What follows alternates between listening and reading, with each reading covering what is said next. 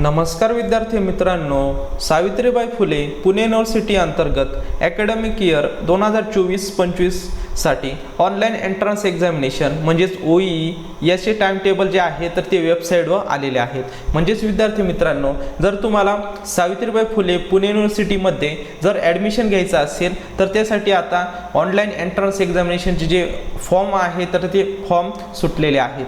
तर त्याविषयी आता आपण एक एक डिपार्टमेंटची आपण माहिती घेणार आहोत। म्हणजेच त्यामध्ये कोणत्या डिपार्टमेंटमध्ये कोणकोणते कोर्सेस असणार आहे, त्यासाठी ड्युरेशन किती असणार आहे, त्यानंतर इसेन्शियल क्वालिफिकेशन काय लागणार आहे त्या कोर्सेसला अप्लाय करण्यासाठी। तसेच विद्यार्थी मित्रांनो, जी ऑनलाईन एंट्रन्स एक्झामिनेशन होणार आहे तर त्यासाठी एक्झाम पॅटर्न कसा असणार आहे, मार्किंग सिस्टीम कशी असणार आहे, तसेच सिलेक्शन प्रोसेस कशी असणार आहे, निगेटिव्ह मार्किंग आहे की नाही, तसेच विद्यार्थी मित्रांनो इम्पॉर्टंट ज्या डेट्स आहेत त्यानंतर टेंटेटिव्ह डेट्स आहे एक्झाम रिलेटेड तर त्याविषयी माहिती घेणार आहोत। तसेच तुम्हाला फी किती लागणार आहे जनरलसाठी आणि रिझर्व कॅटेगरीसाठी। तसेच विद्यार्थी मित्रांनो, जे बाकीचे जे तुमचे क्वेश्चन आहे तर त्याविषयी आपण या व्हिडिओच्या माध्यमातून माहिती घेणार आहोत। चला तर आजच्या या व्हिडिओला सुरुवात करूया। नमस्कार, मी पवन आणि तुम्ही पाहत आहात एल्मामे पवन हे यूट्यूब चॅनल। तर विद्यार्थी मित्रांनो, आजच्या या व्हिडिओमध्ये आपण department of atmospheric and space science या डिपार्टमेंट अंतर्गत जे जे कोर्सेस येणार आहेत तर त्या कोर्सेसची माहिती, म्हणजे त्यामध्ये ड्युरेशन किती असणार आहे, त्यासाठी अप्लाय करण्यासाठी इसेन्शियल क्वालिफिकेशन काय लागणार आहे, तसेच एक्झाम पॅटर्न कसा असणार आहे, या सर्व प्रश्नांची उत्तरं आज आपण या व्हिडिओच्या माध्यमातून बघणार आहोत। तर department of atmospheric and space science यामध्ये जो पहिला कोर्स आहे तर तो असणार आहे MSc ॲटमॉस्फेरिक सायन्स। यामध्ये विद्यार्थी मित्रांनो MSc ॲटमॉस्फेरिक सायन्स आणि त्यानंतर दुसरा जो कोर्स आहे तर तो असणार आहे MTech ॲटमॉस्फेरिक सायन्स। आता हे जे दोन कोर्सेस आहे तर त्यासाठी डिटेलची माहिती आहे तर ती आता बघूयात। तर बघा, जो पहिला कोर्स आहे MSc ॲटमॉस्फेरिक सायन्स यासाठी जे ड्युरेशन आहे तर ते 2 इयरचं ड्युरेशन असणार आहे। त्यानंतर यासाठी इसेन्शियल क्वालिफिकेशन जे आहे तर ते असणार आहे BSc किंवा BE किंवा BTech जर तुम्ही असाल तर यासाठी तुम्ही इलिजिबल असणार आहात। म्हणजेच विद्यार्थी मित्रांनो, जर तुम्ही BSc फिजिक्स केलेला असेल किंवा मॅथमॅटिक्स जर झालेला असेल तर ते विद्यार्थीसुद्धा या कोर्सेसला ॲडमिशन घेऊ शकतात। त्यानंतर BE किंवा BTechमध्ये जर तुम्हाला ग्रॅज्युएशनला जर फिजिक्स सब्जेक्ट असेल, मॅथमॅटिक्स सब्जेक्ट असेल ते विद्यार्थीसुद्धा या कोर्सला ॲडमिशन घेऊ शकतात। कोर्सचं ड्युरेशन 2 इयरचं असणार आहे। त्यानंतर आता जो दुसरा कोर्स आहे तो बघणार आहोत, त्याची माहिती बघूयात। MTech ॲटमॉस्फेरिक सायन्स यासाठी जे ड्युरेशन आहे तर ते 2 इयरचं ड्युरेशन असणार आहे। त्यानंतर इलिजिबिलिटी क्रायटेरिया जो आहे तर त्यासाठी जर तुम्ही BE BTech in any branches of engineering किंवा टेक्नॉलॉजीमध्ये जर तुमचं झालेलं असेल तर ते विद्यार्थी MTech ॲटमॉस्फेरिक सायन्स या कोर्सला ॲडमिशन घेऊ शकता। त्यानंतर MSc इन फिजिक्स जर तुम्ही असाल तर ते विद्यार्थीसुद्धा या कोर्सला ॲडमिशन घेऊ शकता। तसेच MSc in any subject with physics mathematics at BSc level. आणि जर तुमचं MSc कोणत्याही सब्जेक्टमध्ये झालेलं असेल परंतु ग्रॅज्युएशनमध्ये जर फिजिक्स आणि मॅथमॅटिक्स हे 2 सब्जेक्ट असतील तर ते विद्यार्थीसुद्धा या कोर्सेसला ॲडमिशन घेऊ शकता। परंतु त्यासाठी सुरुवातीला तुम्हाला ऑनलाईन एंट्रन्स एक्झामिनेशन द्यावी लागणार आहे। आता त्या एक्झामविषयी माहिती घेऊयात। बघा विद्यार्थी मित्रांनो, notification for admission to post graduate programmes PG हे 2 कोर्सेस जे आहे तर ते PG कोर्सेस असणार आहे। त्यामध्ये आता माहिती जी आहे त्यामध्ये आपण बघणार आहोत entrance examination and admission process काय काय असणार आहे। त्यानंतर शेड्यूल अँड कंडक्ट OE म्हणजे त्यामध्ये इम्पॉर्टंट डेट्स, टेंटेटिव्ह डेट्स याची माहिती घेणार आहोत। आणि फी किती लागणार आहे कास्टनुसार, म्हणजेच रिझर्व कॅटेगरी आणि जनरल कॅटेगरीला किती फी याची माहितीसुद्धा आपण घेणार आहोत। पहिला जो पॉईंट आहे तर त्याची माहिती घेऊयात। Entrance examination and admission candidate shall be admitted to the above program strictly on the basis of merit in the entrance examination। बघा विद्यार्थी मित्रांनो, इथं त्यांनी व्यवस्थित क्लिअर केलेलं आहे जे तुमचं सिलेक्शन होणार आहे तर ते फक्त एंट्रन्स एक्झामिनेशनवर तुमचं सिलेक्शन होणार आहे। म्हणजे ही जी एक्झाम होणार आहे ती तुमच्यासाठी इम्पॉर्टंट असणार आहे। त्यानंतर syllabus for entrance examination of each course will be available on the web page of respective university department centres and schools.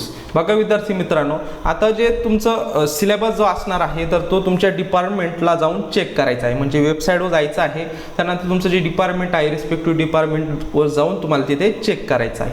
त्यानंतर विद्यार्थी मित्रांनो पुढे बघा त्यांनी सांगितलेलं आहे the online entrance examination OE will be 100 marks. तुमची जी ही OE म्हणजेच ऑनलाईन एंट्रन्स एक्झामिनेशन जी आहे तर ती 100 मार्क्सची असणार आहे.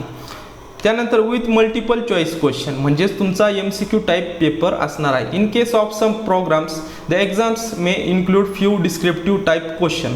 आणि जर एखाद्या कोर्सेसचा जो पेपर असेल ते त्यांना जर डिस्क्रिप्टिव्ह क्वेश्चन टाकायचे असेल तर ते टाकू शकतात. त्यानंतर candidate may refer to respective department to find out the nature of question in online examination. तसं विद्यार्थ्यांनी आपल्या रिस्पेक्टिव्ह डिपार्टमेंटला जाऊन चेक करून घ्यायचं आहे. त्यानंतर बघा पुढे जो पॉईंट दिलेला आहे the online entrance exam paper will consist of 2 section. तुमचा 2 सेक्शनमध्ये तुमचा पेपर होणार आहे. त्यामध्ये सेक्शन फर्स्ट आहे, त्यामध्ये बघा कोणकोणते सब्जेक्ट असणार आहे. जनरल नॉलेज, ॲप्टिट्यूड, लॉजिक, त्यानंतर कॉम्प्रेन्शन यावर तुम्हाला सेक्शन फर्स्टचा हा पेपर असणार आहे. तो 20 मार्क्सचा असणार आहे. तुमचा 20 मार्कचा हा पेपर असणार आहे. त्यानंतर सेक्शन बी जो आहे त्यामध्ये subject specific question as per syllabus. आता जो तुमचा कोर्स असणार आहे त्या रिलेटेड तुम्हाला त्यावर क्वेश्चन असणार आहे. ते 80 मार्क्ससाठी तुम्हाला असणार आहे. अशा टोटल 100 मार्क्सचा तुमचा हा पेपर होणार आहे. Examination both the section will be conducted together. Negative marking system will be applied for evaluation where relevant. For every wrong answer 1/4 of the allotted marks of the question will be deducted. बघा विद्यार्थी मित्रांनो, यासाठी तुम्हाला negative marking असणार आहे, ती असणार आहे 1/4 निगेटिव्ह मार्किंग.